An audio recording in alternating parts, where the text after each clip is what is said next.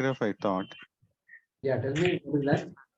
Anyatra dharmadityadina prishtasya atmano. Yeah, that's Sambandha Bhaashyam. It is Sambandha Bhaashyam for the next mantra.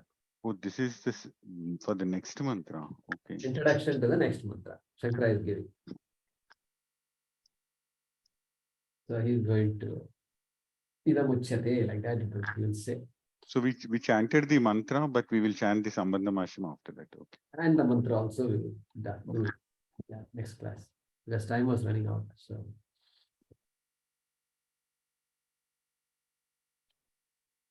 good. So let's see. Here.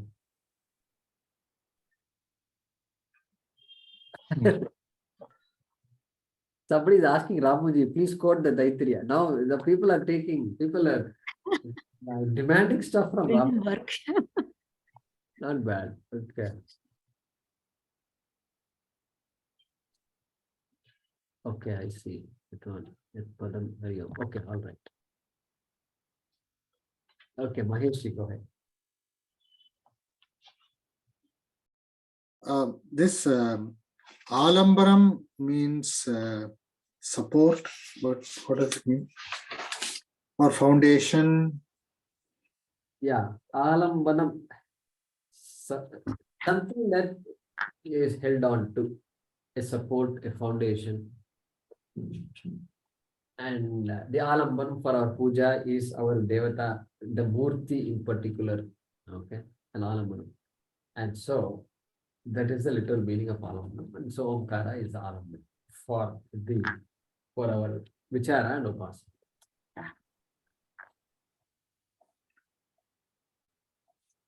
Okay, and the previous mantra in 16, when we said Edadyevāksharam Brahma, so we said it's Etat Hi Eva Aksharam. Correct? So where is the He coming from? That is Bhaashya part. So Etad He, there is a He there. You are saying where does He come? No, Edat, I don't know, here Edadyevāksharam Brahma. See, Etad He Eva. Yeah, I understand. Okay. I understood the explanation, but what I'm saying is when you read it along, that He, Hya or something like that is not there. Yeah. So there is a particular sutra that just converts the Hakara to a Dhakara. Hakara to? Ha is converted to Dha. No, Dhakara. Ha means Oh, the. Yeah, okay. it becomes. So that sutra is there. Oh, I don't know what it is. Hujalbyo, hey or something. Maybe Himavati can tell us. So whatever. So Etad He, when Ha follows, some rules are there, which will then convert this. Da will remain. Etad Da is there, you can see that. But the Yeah, Da is there. and Hakara, the letter following Da is what? Yakara, right? The letter following the Da of Etad is what? Is what? He. Here, in this mantra, the letter following the Dakara of the Etad is what? That is my question. Eva. He. No. He.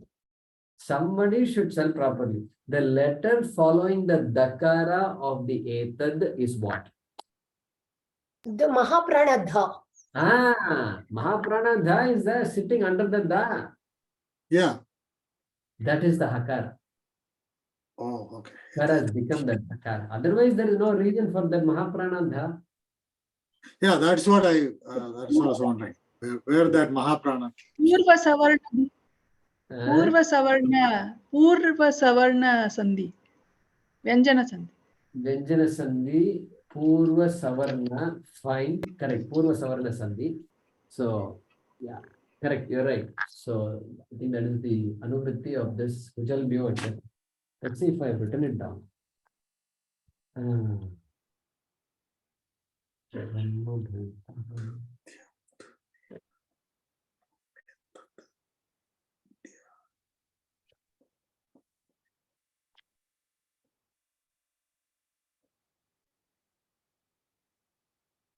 Correct. Jayoho anyatarasyam purvasya savarnaha. That is the Panini Sutra. 8.4.62 for those of you who want to look up. 8462. Jayoho anyatarasma. So, that is what? When the Hakara is followed, when the Hakara follows on certain types of letters, Jaya, Jai, that is the letter, Jai, means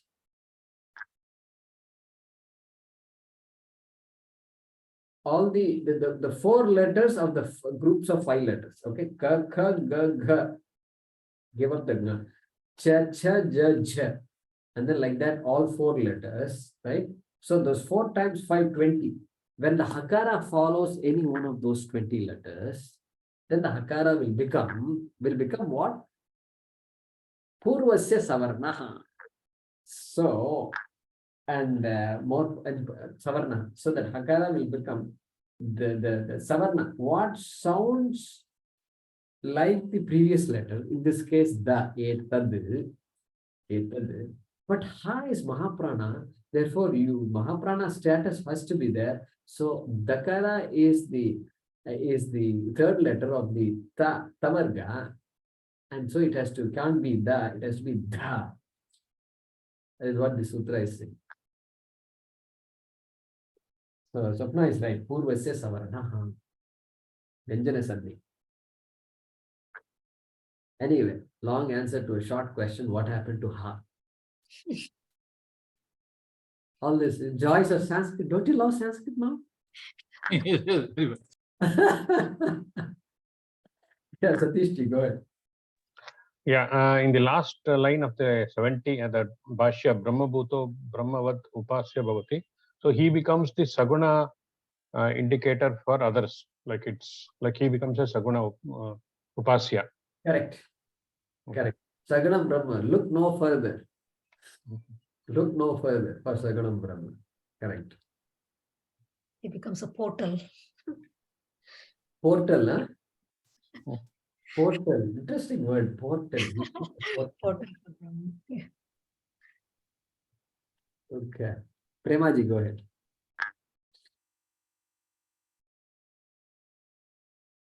Guruji, as we were talking about Param being all pervasive, it also gives more scope for imaginary ideas of finding more or alternate superiors. So I have a question. When we are referring to the gurus, we call them as Sri Gurubhyo, and then Parama Gurubhyo, and then Parameshti. What does Parameshti mean in this context? Parameshti.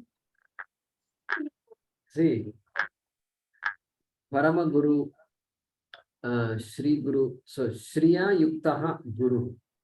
So that is the meaning of Shri. Shri, wherever we put Shri, Shri is also that Shri is Shriya Yukta. That person endowed with Shri.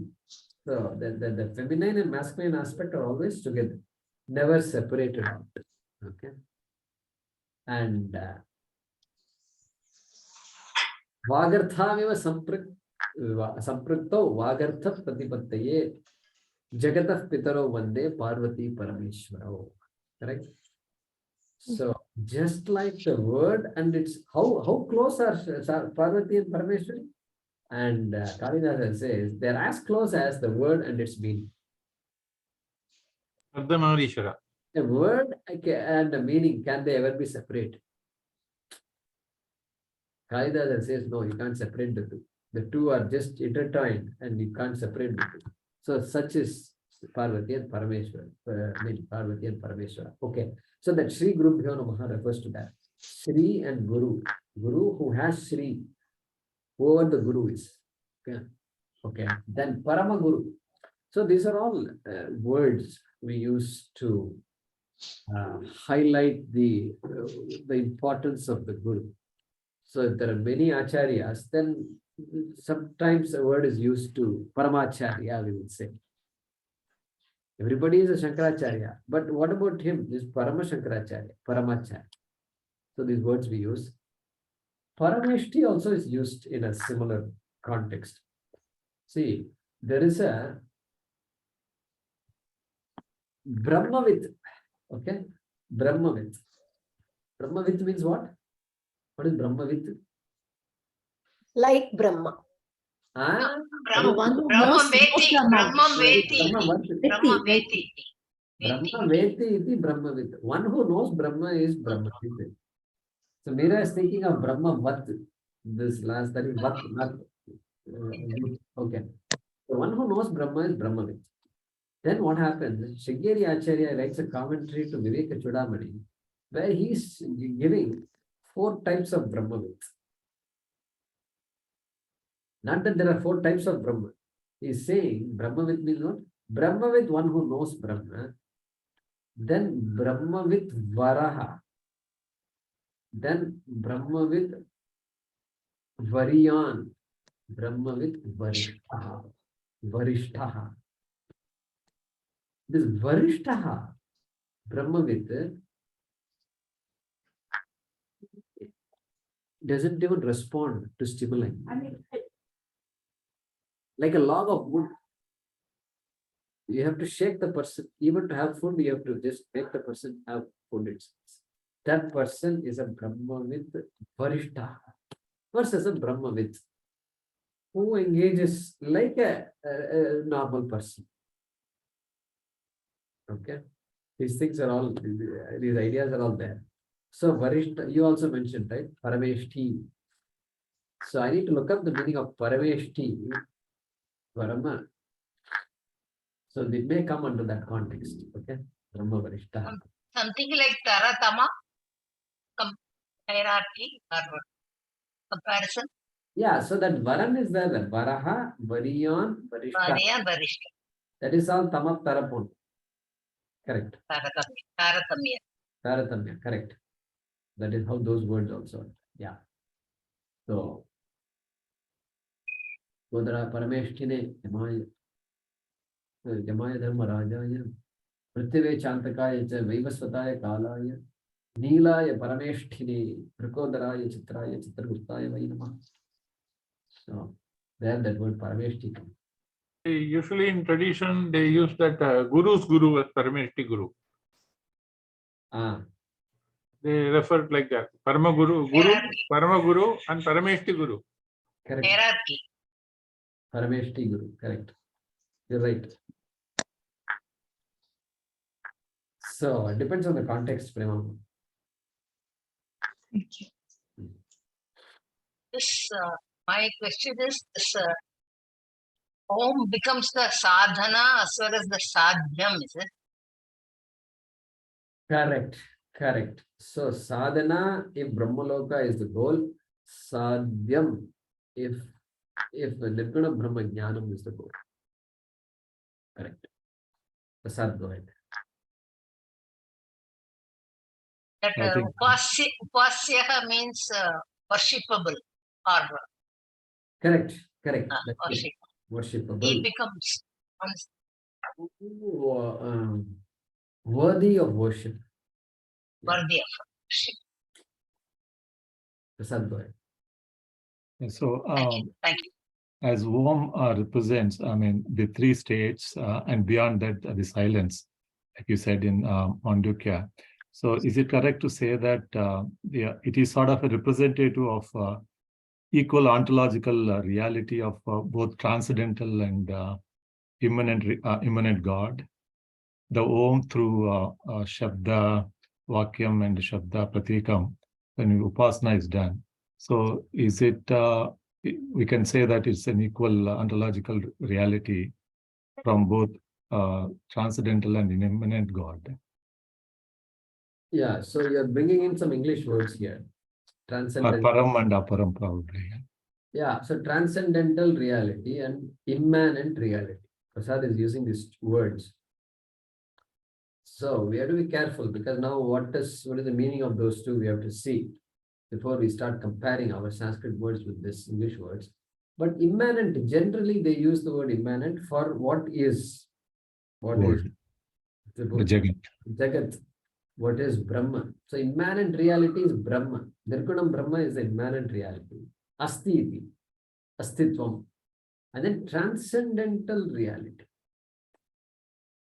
Really speaking, for us, transcendental also, that Brahma is uninvolved, is asangaha. That asangatvam is indicated by the word transcendental or transcending. Like the lotus petal, despite being in slushy water, is unaffected by the slushy water. Correct? That is why the lotus, all our devatas are all sitting on lotuses. Beautiful, imagine. And so I like to use transcendental there. I mean, we don't use the word because otherwise we'll start imagining. But assuming that since you're connecting transcendental to the Saguna Brahma Upasana Phalam, right? And so that's Brahma Loka Phalam. Actually, I'm looking at the Nirguna Brahma beyond this Jagat. Okay, then what is immanent? Immanent and transcendental. Immanent is through in and through the existing in and through, pervading through the Jagat. And transcendental Brahma is what? Nirguna Brahma, going beyond, like the 14th sloka, which says that it is beyond dharma, cause and effect, and time, space, and causality, right? The 14th mantra. So what is the difference between immanence and transcendence? My understanding is that when I say 14th mantra is a transcendental reality where it is beyond the dharma, beyond cause and effect, beyond time, space, causation. Now, when it is that's transcendental. Now, immanent is like, okay, in and through it exists, pervading through the Jagat. Okay, so two different descriptions of the same Nirgunam Brahma. Immanent means all pervasiveness, sarva vyapitvam, and transcendence, the way you're defining is that adharmat, anyatra dharmat, right? And so here we have to understand one thing. Here that's not being said. There is a distinct difference between the Saguna Brahma Upasanam and Nirguna Brahma Jnanam, right? What you said, both transcendence and immanence, refers to Nirguna Brahma Jnanam. What you said, both do not refer to Brahma Loka Prapti. Yeah. Right. And both mantras talk about both. So I think you are referring to, see, Sreshtam Param. I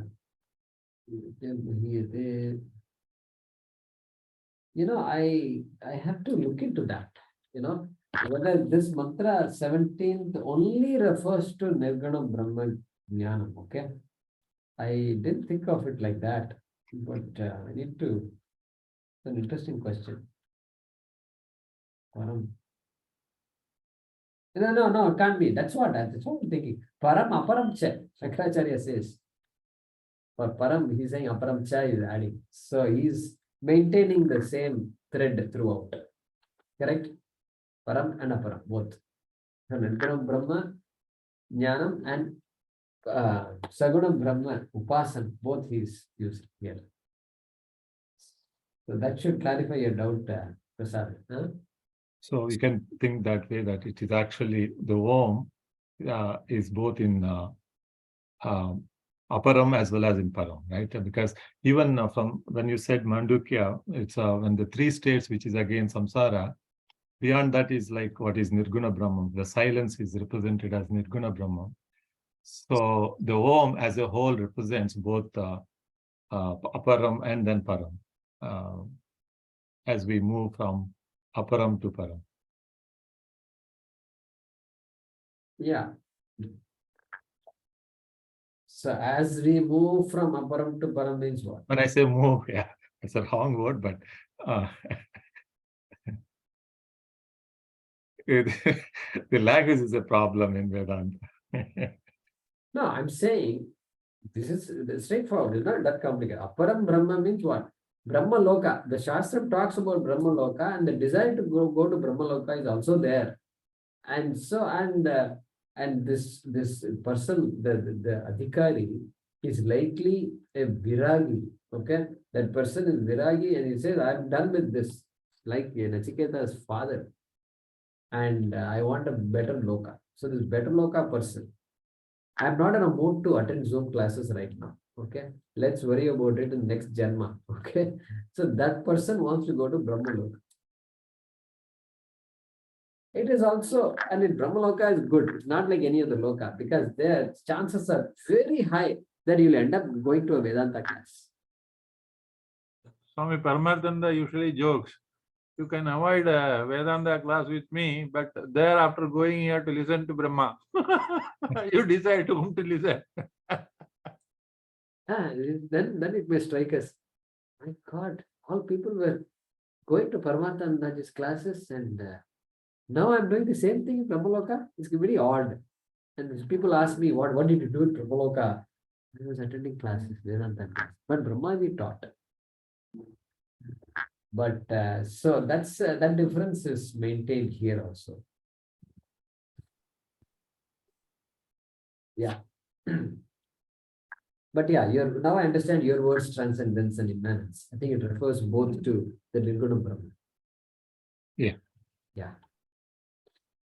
I want to put this in a different context, because as I was going through understanding of Bhagavad Gita and all, I mean, from the Shankara's time to the modern Advaita, other Swamis like Swami Vivekananda and others, Swami Ramakrishna Paramahamsa and all. So when we talk about like 14, if I take 14th mantra, which is beyond dharma, and cause and effect, and the time-space causation. When I refer to Nirvana Shatakam, it talks about there's only Nirguna Brahman. So it's basically taking away it is transcendental self in my definition of transcendental self. In Bhagavad Gita, when we talk about 9th chapter, where you said about Mastani Sarva Bhutani and Nachamastani Bhutani. When you take these two together, it actually destroys the creation, the concept of creation and duality, right? Yeah, totally. So it's basically, the material universe is nothing but the consciousness that is me. That's what final understanding. Now, when we talk about the equal ontological reality to both transcendental, when I said that earlier, now looking at the Nirvana Shatakam, looking at the Bhagavad Gita slokas, there is not much importance to the immanent self, which is because it's all about Nirguna Brahman, right? So Nirvana Shatakam totally destroys that, okay, no world, it's only just the Nirguna Brahman. From that, but when it comes to Swami Vivekananda, they are given more emphasis to the Loka, the Jagat also, right? I mean, so even if we go to Gaudapadacharya, who says that it is just Ajatavada, where it's only Nirguna Brahman, no creation, nothing. So my point here is that to understand that over a period of time, the Advaita has been like giving, well, it is important to think about the Jagat in order to realize the Nirguna Brahman. Because in those days, when it was said in Nirvana Shatakam, as well as Gaudapadacharya, whatever they say about Nirguna Brahman is different from today. I have to think about the Jagat. So that's the yeah. So let me help everybody else understand the question first. So he used the word ontological. So this word ontology, if you're not familiar with it, it refers to existence. The study of existence is called ontology, or the science of the study of existence is called ontology. Okay, that's all it is. So astitvam, so ontology. So okay, that is one thing.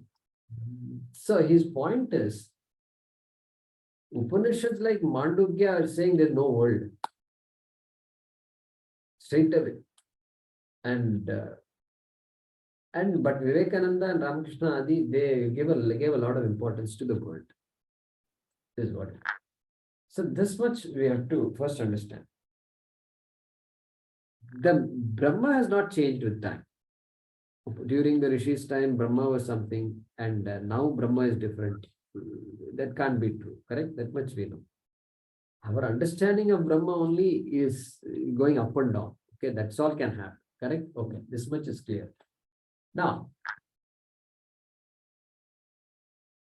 having recognized Brahma, having recognized that the world is nothing but Brahma, nothing but Brahma means what? Ekameva advitiyam, there is nothing, no second thing like that. Like saying that the world of clay objects, there is only clay. There is nothing but clay. Not a single speck of anything else is there. And what about pot? Is pot not there? If you say, Gaudapada Acharya also has to say pot is mithya. The word pot is there. Gaudapada Acharya cannot deny the fact that there is a word in Sanskrit called ghata. And that word ghata is not the same as the word Brahma. Seri, right.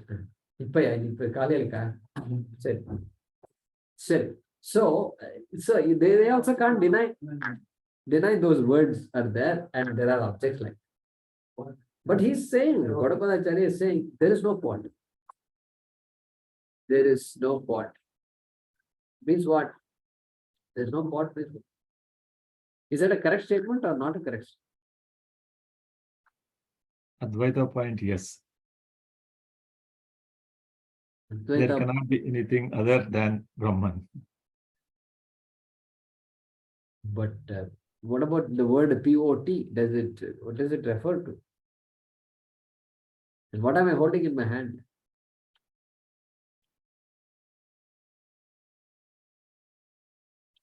So this is the catch, right?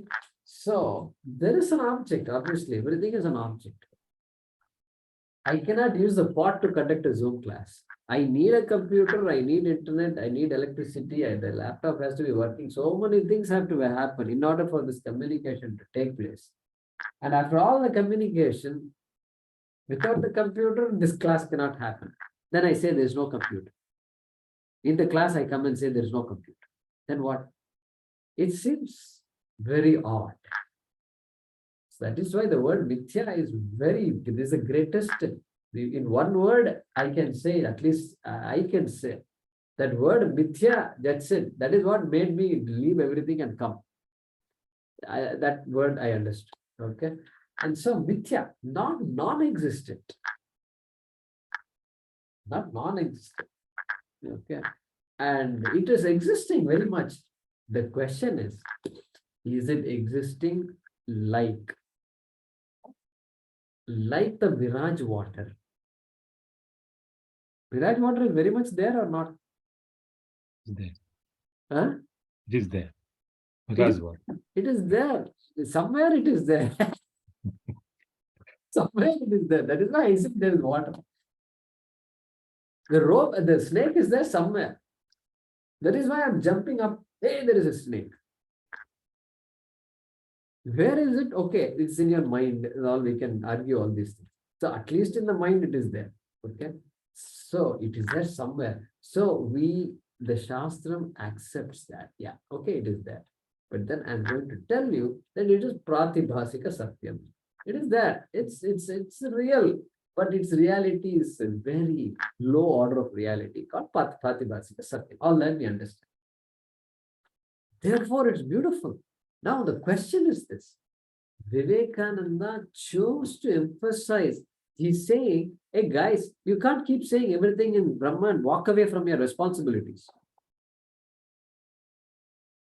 Shastram doesn't say you should walk away from your responsibilities, but Sri Krishna himself says, Karmanye vadikaraste ma phalesu kadachana ma karma phalahetur bhuhu. You are not the author of whatever you produced, okay, great things.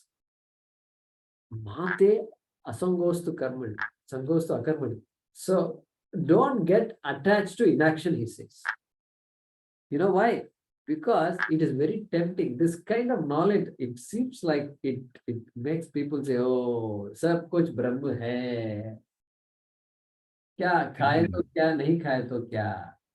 Now that he won't say. Khaye to kya he won't say. Because this fellow is an addict to food. But other than khana, he will just ignore everything else. So what? This prime minister, okay, great. Next prime minister is coming. Wait for 2 more years. You see the tamasha that will happen. Like that, he will keep arguing. And you can't argue with this man at all. Impossible to argue with such people. You just say goodbye and walk away from there. To protect your own sanity, you have to walk away. So, Vivekananda is saying, wait a minute. This is a great country. So he emphasized the greatness. He emphasized the history. He emphasized, yeah, this is the truth. But he emphasized that Mithya is not to be ignored. The Mithya has to be nurtured also. And so, yeah, the question is, what do you want to emphasize, Prasad? That is the way I see it. That is the difference. Gaudapada and Vivekananda knew exactly what is what.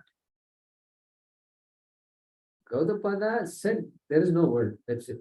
Did you get it or not? That's all. And he stuck with that. He is not interested in all the other things. But Vivekananda was interested in other things also and knew the truth also. And then he wanted to. He went out and talked about all these things. Gaudapada did not do all that. And so I think it's a question of what one wants to emphasize without losing the vision. The vision is still the same.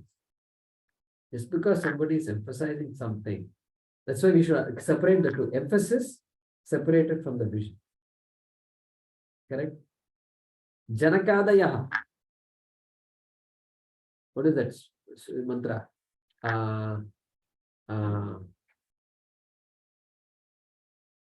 Loka Sangram Evapi. So,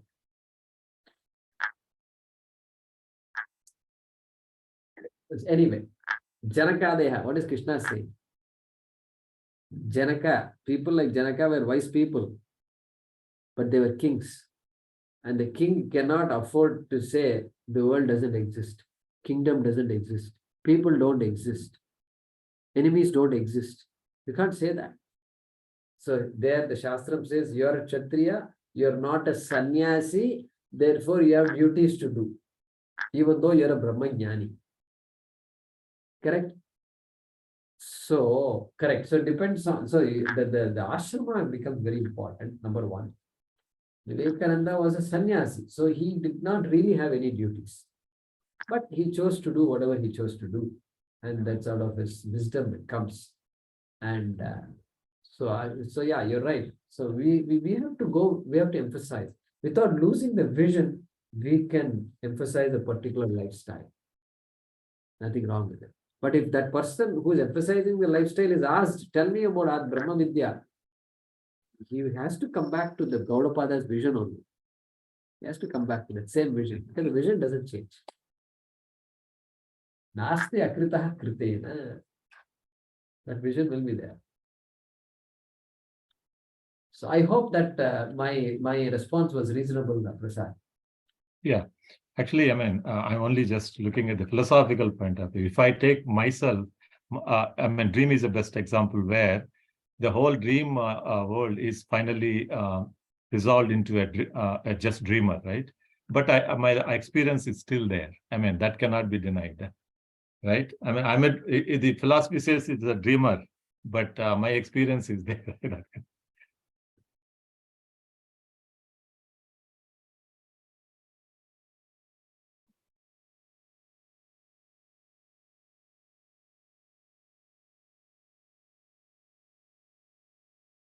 See, Ramana Maharshi had cancer and other things in the last days, okay?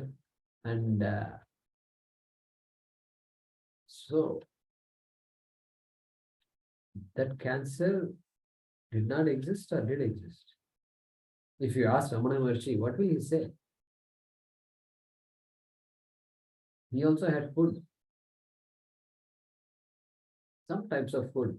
Sometimes they say the story is that he ate very little, but he ate, of course, some rice, some whatever, white rice, whatever is available, very simple food. But he also had to eat food to survive. And any types of food, no. Only certain types of food one can eat. Anything can't be digested. So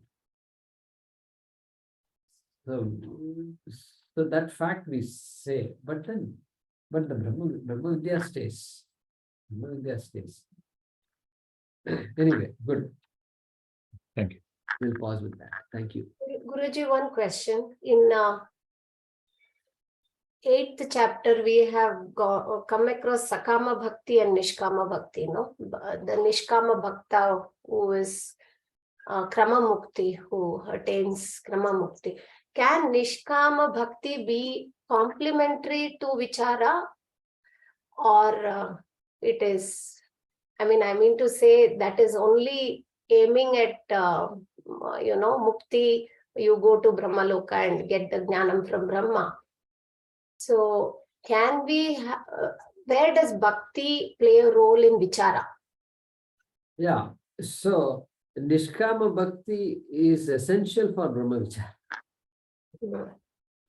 So, because this Kama, very interesting thing, if you analyze Kama,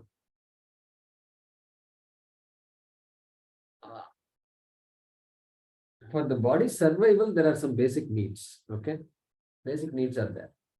But beyond that, if I have certain expectations and certain longings, then it is going to be a detriment to my own knowledge, okay? My own pursuit of knowledge, right?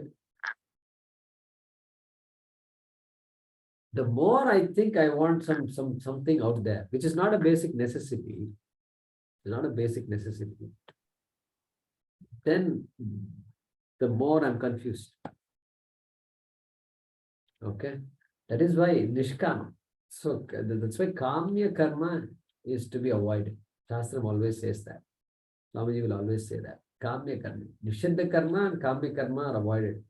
And then only Vihita Karma is done. Whatever is to be done by a Vaidika in a given day, only that is to be done.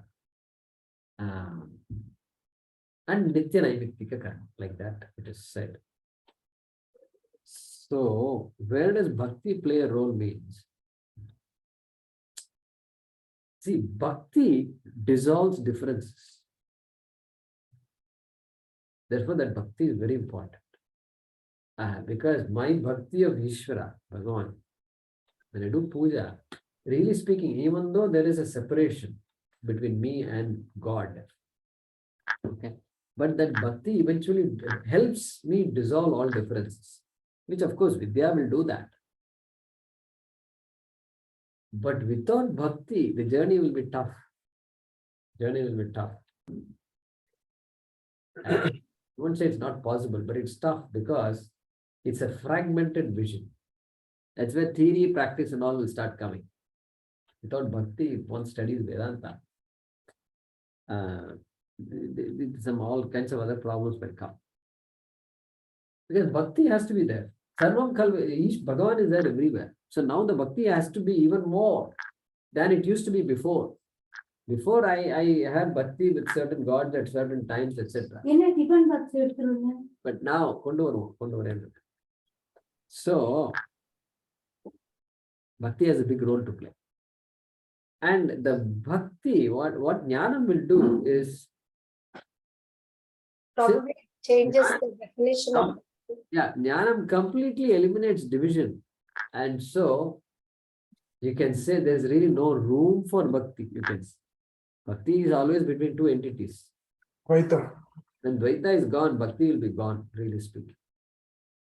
And then that person, people will have Bhakti towards that person. Upasyaha, Brahmavat Upasyaha, he becomes.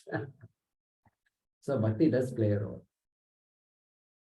And for a sadhaka, of course, bhakti is important because Dvaita is there and Ishvara separate from me, all that is there.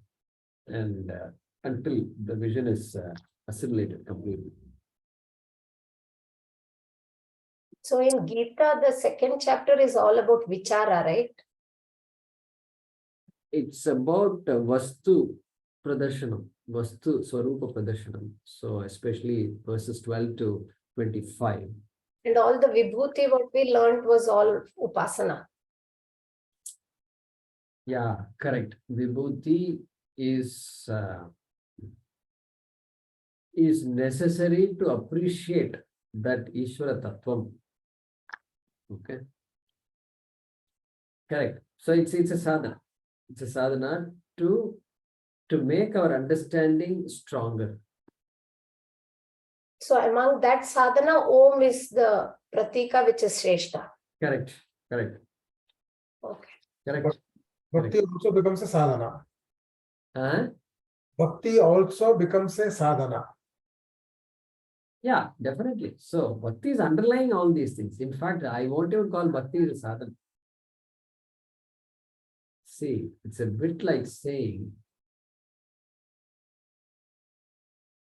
the parents love their children. Love is constant. It's not like today I'm going to use love of my children. Today I'm going to love my children more.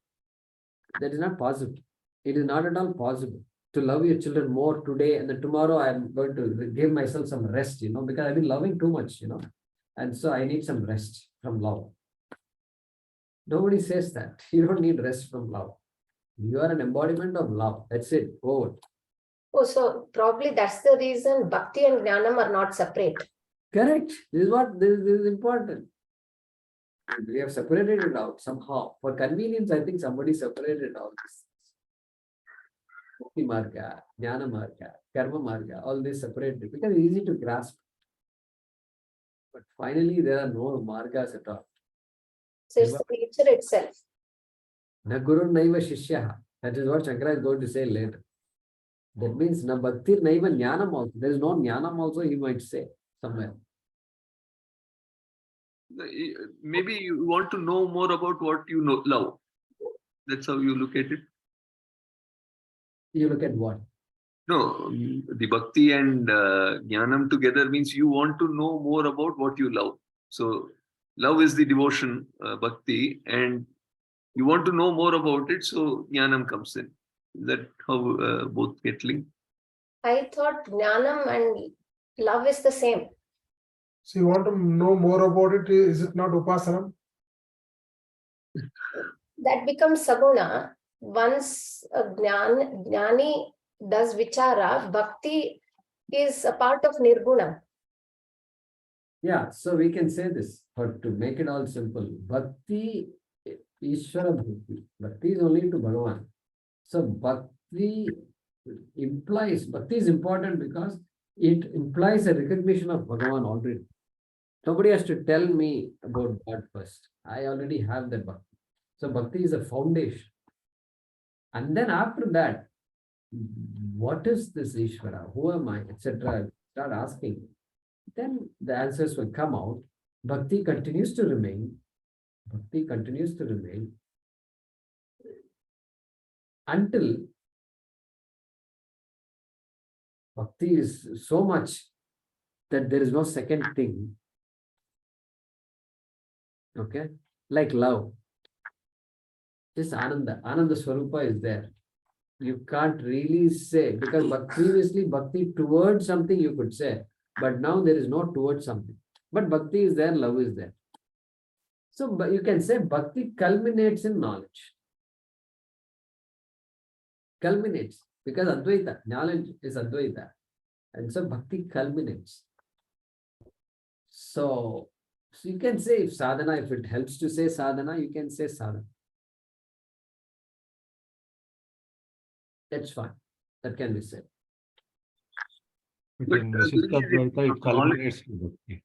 Sorry. Probably it was like, Guruji, what you already have was channelized in upasana. Then you realize that you are the source. So realize means jnana. So the realization will not come through bhakti. Because bhakti does not demand anything of you. Bhakti doesn't say you must understand me.